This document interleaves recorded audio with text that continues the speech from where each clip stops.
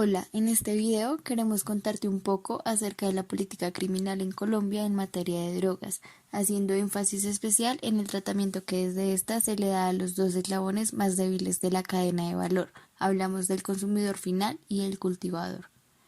Para ello, explicaremos brevemente las falencias que se identifican en las concepciones y las acciones erráticas que desde el Estado se han adelantado en el tratamiento de este fenómeno.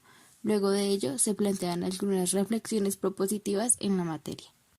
Para empezar, es pertinente decir que se entiende por política criminal. Decimos que la política criminal es una política pública que desarrolla el Estado para atender fenómenos sociales de índole político-jurídica mediante el establecimiento legal de delitos y penas. Este desarrollo no es especulativo, sino político, en cuya virtud el Estado, acogiendo las valoraciones de la comunidad o de los sectores predominantes de ésta, otorga protección penal a determinados intereses, generalmente conocidos como bienes jurídicos. Dentro de ese conjunto general de políticas encaminadas a la atención del crimen y los delitos, se encuentra la política de drogas, la cual se encarga de buscar atención y solución a este negocio ilícito mediante diversas estrategias de acción. El panorama en Colombia de esta política es preocupante, ya que tradicionalmente el tratamiento que se le ha dado se ha caracterizado en general por medidas represivas, poco efectivas y altamente influenciadas por la normatividad desarrollada dentro de la política internacional belicista en la lucha contra las drogas. En el ámbito nacional, el Estado colombiano se ha encargado de desarrollar una legislación abundante en tipificación de conductas y sanciones que abarcan todo el ciclo de la droga, desde el cultivo, la producción, pasando por su comercialización, por el tráfico e incluso hasta su consumo y el lavado de activos. No obstante, el narcotráfico sigue siendo un problema significativo que después de cerca de 5 décadas de esfuerzos no parece tener solución pronta, motivo por el cual el Estado debe replantear continuamente sus estrategias y adaptarse a los contextos variables. Cabe decir que aunque los enfoques y las estrategias se han transformado a lo largo de los años, se evidencia una constante errática de estas políticas de drogas. Nos referimos a la represión y a la atención que particularmente se encausa contra los eslabones más débiles de la cadena de valor. Estos son el cultivo y el consumo. Lo dicho hasta aquí se puede ver evidenciado en el tratamiento punitivo que desde la institucionalidad estatal y gubernamental se le ha dado al problema del narcotráfico y que además es difundido y legitimado por los medios de comunicación, quienes han conllevado a reproducir en la sociedad narrativas y discursos de criminalización de los eslabones más débiles ya mencionados. Pero vayamos un poco más a fondo del embrollo en el que se encuentra la política criminal. Lo que preocupa aquí es el enfoque represivo y criminalizante que estas políticas hacen del consumidor final, pero en mayor medida del cultivador de hoja de coca. Dos sujetos que, aunque tienen una participación prácticamente mínima en el negocio de las drogas, desempeñan papeles menores o marginales y no se benefician de las ganancias realmente sustanciales. Son los sujetos sobre quienes más recae el brazo represor y punitivo del Estado. Si bien en el caso del primero, el del consumidor, Colombia ha hecho interesantes adelantos normativos por destipificar el consumo de estupefacientes como delito y por permitir el porte de una dosis mínima, estos esfuerzos quedan en el vacío por el tratamiento legalista y prohibicionista del negocio de las drogas, de modo que al mantenerse el expendio de los estupefacientes como una actividad ilícita y punible, quien quiera ejercer una actividad permitida necesariamente debe participar en una operación ilícita para satisfacer su necesidad de consumo. Adicionalmente, los consumidores deben enfrentarse continuamente a la estigmatización social que sobre estos se hace como criminales, como sujetos que merecen ser reprimidos y sancionados. Tales discursos son auspiciados principalmente desde los medios de comunicación, que replican discursos de populismo punitivo. Por otra parte, encontramos el sujeto mayormente victimizado y criminalizado por la política criminal del Estado.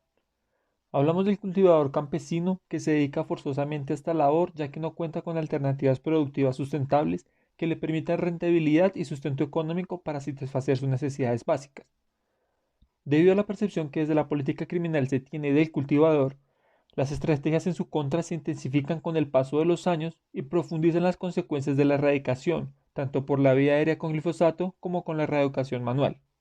En el primer caso, este veneno afecta directamente a la población, ocasionándoles enfermedades de corto plazo como irritaciones dérmicas y oculares, mareos, náuseas, problemas respiratorios y aumento de la presión sanguínea. Asimismo, en el mediano y el largo plazo, el glifosato ocasiona enfermedades cancerígenas e incluso malformaciones a los bebés de las madres gestantes.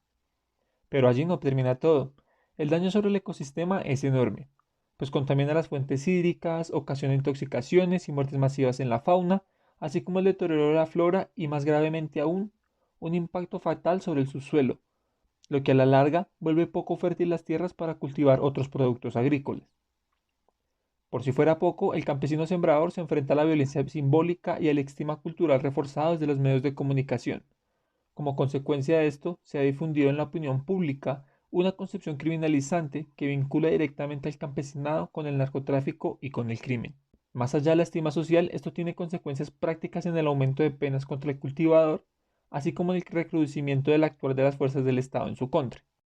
Como señalamos, estas estrategias represivas son erráticas y solo ahondan la problemática, puesto que la presión punitiva y policial tiende a elevar los precios.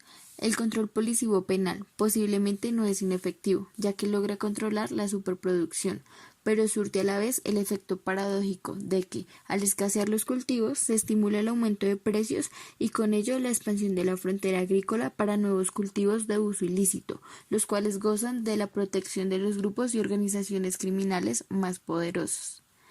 Todo esto conlleva la concentración del negocio en pocas manos, es decir, al monopolio.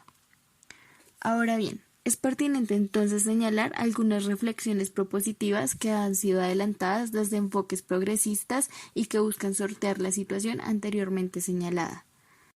Lo primero es que debe darse un paso adelante en transitar de los mecanismos punitivos hacia alternativas tendientes a solucionar las causas de la problemática social que origina el fenómeno del consumo y del cultivo. Por lo dicho, puede afirmarse que la represión no es una herramienta efectiva para combatir esta situación y que su fracaso aconseja acudir a estrategias de salud pública y de política económica. La primera de las estrategias permite percibir al consumidor desde la óptica de una persona que padece una enfermedad de adicción y no un criminal que comete un delito. Para ello, es valioso intensificar y perfeccionar la asistencia técnica especializada al adicto, así como la lucha social a fondo contra el consumo, es decir, contra los factores sociales que lo estimulen. En la segunda estrategia, es necesario realizar una real implementación del Programa Nacional de Sustitución de Cultivos, contemplado en el punto 4 del Acuerdo de Paz. Para ello, deben mejorarse los programas de atención y asistencia a las zonas de cultivo mediante una adecuada política de desarrollo agropecuario que opte por garantizar por una sustitución de cultivos progresiva y efectiva. Lo anterior permitirá que el campesino tenga acceso no solo a financiamiento para sus proyectos productivos de sustitución, sino también a una verdadera asistencia técnica y a la plena participación en la planeación de los programas de sustitución. Del mismo modo, esta problemática requiere una solución estructural que debe pasar por una reforma agraria de redistribución de tierras y de fortalecimiento del desarrollo rural sostenible e integral, con lo cual los proyectos agropecuarios puedan gozar de competitividad en el mercado comercial